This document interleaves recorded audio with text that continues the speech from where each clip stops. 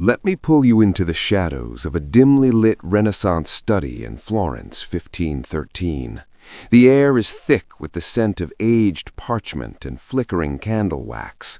A man sits hunched over his desk, quill scratching furiously across the page. His name is Niccolò Machiavelli, and he's just been exiled, betrayed by the very princes he once served. But tonight, he's not writing about war or politics, not entirely. He's scribbling truths about power that cut deeper than any sword. Truths about how men and women really choose each other when the masks slip off. Fast forward 500 years. You're in a crowded bar in a buzzing modern city. The lights are low, the bass is thumping, and there's Alex, 32, decent job, kind eyes, the guy who always holds the door and remembers birthdays. He's been talking to her for 20 minutes. She's laughing at his jokes, touching his arm lightly. Everything feels electric. Then her phone buzzes. She glances at it, and just like that, her smile fades into polite detachment. "I should get going," she says. "My friends are waiting." Alex watches her walk away, hips swaying toward a table where a taller guy in an expensive watch is already holding court, commanding the room without even trying. Alex goes home alone again, scrolling through dating apps, wondering why the nice guys always finish last. That night, Alex can't sleep. He opens an old bookstore find he bought on a whim, a tattered copy of The Prince. He expects dusty political theory. Instead, the words hit him like a slap. Men are so simple and so much inclined to obey immediate needs that a deceiver will never lack victims for his deceptions. And later, it is better to be feared than loved if you cannot be both. Alex reads until dawn, heart pounding, because suddenly it clicks. Machiavelli wasn't just talking about ruling kingdoms. He was exposing the raw machinery of human desire, the same machinery that decides who gets chosen and who gets friend-zoned. You see, attraction isn't a fairy tale, it's a battlefield. And women, whether they admit it or not, are wired to choose the prince, not the pauper. Not the one who begs for approval, but the one who commands it. This isn't some bitter rant. This is the brutal, unflinching truth Machiavelli would have written if he'd turned his gaze from thrones to bedrooms. And if you stick with me through every twist, every story, every gut-punch revelation, you'll never look at a first date, a text message, or a lingering glance the same way again. Because by the end, you'll know exactly how she chooses and how to make sure it's you. Picture Alex the next morning. He's no longer scrolling mindlessly. He's studying. He starts with the first lesson Machiavelli hammers home. Power is everything. Not brute force, but the perception of it. Women don't fall for weakness dressed up as kindness. They fall for the man who seems untouchable, who moves through the world like he owns the ground beneath his feet. Alex remembers his last relationship, the one that ended because he was too available.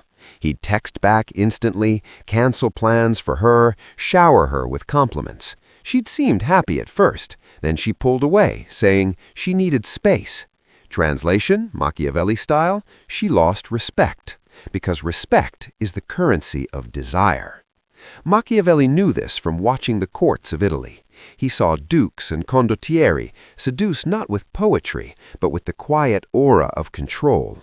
One story he loved recounting in private letters, the ones historians gloss over, involved a young nobleman named Lorenzo.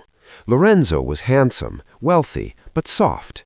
He courted a merchant's daughter with flowers and sonnets. She smiled, accepted the gifts, then married his rival, a scarred war captain who spoke little but commanded soldiers with a glance.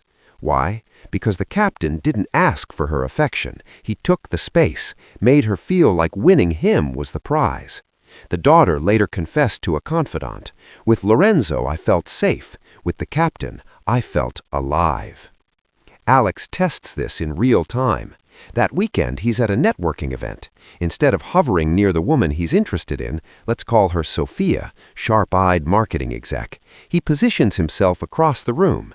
He laughs loudly with a group of guys, tells a story that has them leaning in. He doesn't glance her way once. 10 minutes later, she drifts over. "What's so funny over here?" she asks, eyes sparkling with curiosity. Machiavelli's ghost whispers in Alex's ear, "Appear scarce, let them chase the mystery." He keeps the conversation light, ends it first. "Great talking," he says, already turning away. Her number is in his phone before the night ends. But power alone isn't enough. Machiavelli's third brutal truth: women choose the man who understands illusion. The prince teaches that it is far safer to be feared than loved, but the real genius is in seeming virtuous while wielding the knife. In attraction, this means crafting an image that speaks louder than words. Alex used to think authenticity was king, showing all his flaws up front, being real. Big mistake. Women don't want the unfiltered diary. They want the edited highlight reel that makes their pulse race. Think about it through history. Cesare Borgia, Machiavelli's ultimate muse, didn't win his lovers by being the nicest guy in Rome. He was ruthless, strategic, and he looked the part. Armored, decisive, surrounded by men who obeyed him. His mistresses didn't complain about his temper. They bragged about being chosen by the man who bent fortune to his will. Fast forward to today, watch any viral dating clip. The guy with the calm confidence, the one who teases instead of compliments, the one whose social media shows him climbing mountains or closing deals, not the one posting sad poetry about being single. She swipes right on the illusion of strength. Alex starts curating his own illusion. He hits the gym not for vanity, but for presence. He stops oversharing on dates. When Sophia asks about his past relationships, he smiles and says, "Let's just say I've learned what I won't settle for." No sob stories, no virtue signaling, just a hint of steel. She leans in closer, intrigued. That night, their kiss lasts longer than any he's had in years. Here's where it gets darker and more addictive. Machiavelli's third brutal truth: desire is born from tension, not comfort. Women are not drawn to the man who makes life easy. They're drawn to the one who creates a storm they want to weather. The friend zone is built on comfort. The bedroom is built on the edge of uncertainty. Alex's old self would have panicked at the thought. He'd text, "Just checking in," after a date. Now he waits. 2 days. 3.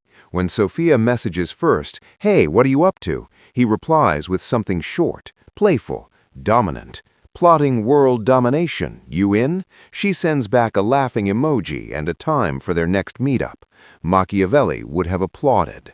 He once wrote that a ruler must be like the lion and the fox, strong enough to strike, clever enough to evade traps. In dating, that means leading without apology. But let's not pretend this is all smooth. Alex hits a wall. He tries too hard with a new woman at work. Let's call her Mia. He deploys the lessons, teases her, holds eye contact, suggests a drink after hours like it's inevitable. She pulls back. "You're intense," she says. For a moment, doubt creeps in. Is this manipulation? Is he becoming the villain? Then he remembers Machiavelli's warning. Whoever desires to found a state and give it laws must start by assuming that all men are bad. Not cynical, realistic. People, women included, respond to strength because the world is dangerous. Deep down, they crave a man who can protect them from it, even if that protection comes wrapped in calculated charm. Mia circles back 2 weeks later, after seeing Alex laughing with another colleague. The illusion worked. She wants in on the game now. You're probably leaning in right now, wondering if this is too cold, too calculated. Good. That tension is exactly what keeps you hooked, because the next layer is even more brutal. Machiavelli didn't stop at power and illusion. He understood timing, the art of striking when the iron is hot and vanishing when it cools. Women choose men who master the rhythm of pursuit and withdrawal. Too much pursuit, and you're prey. Too much withdrawal, and you're forgotten. The sweet spot? The man who makes her feel like she is the one closing the distance, even though he's the one steering. Alex experiments on a dating app. Profile pic, him on a rooftop at sunset, looking out like he owns the city. Bio, short, confident, zero desperation. Matches flood in. With one woman, Elena, fiery and independent, he plays the long game. First message, a witty callback to her profile. She replies fast. He waits 12 hours, then suggests a call instead of endless texting.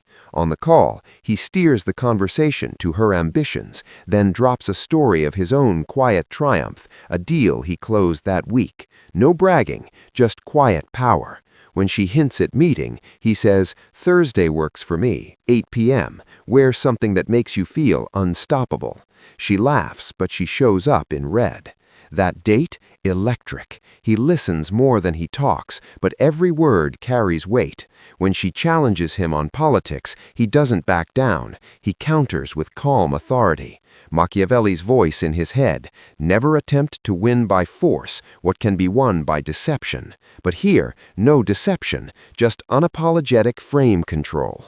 By the end of the night, she's the one asking when they'll see each other again. Stories like this pile up. Alex starts noticing patterns everywhere. At the gym, the trainer who barks orders and never smiles has women lingering after class. At the office, the VP who walks like he's late for a board meeting gets lunch invitations. Even in history books, the pattern repeats.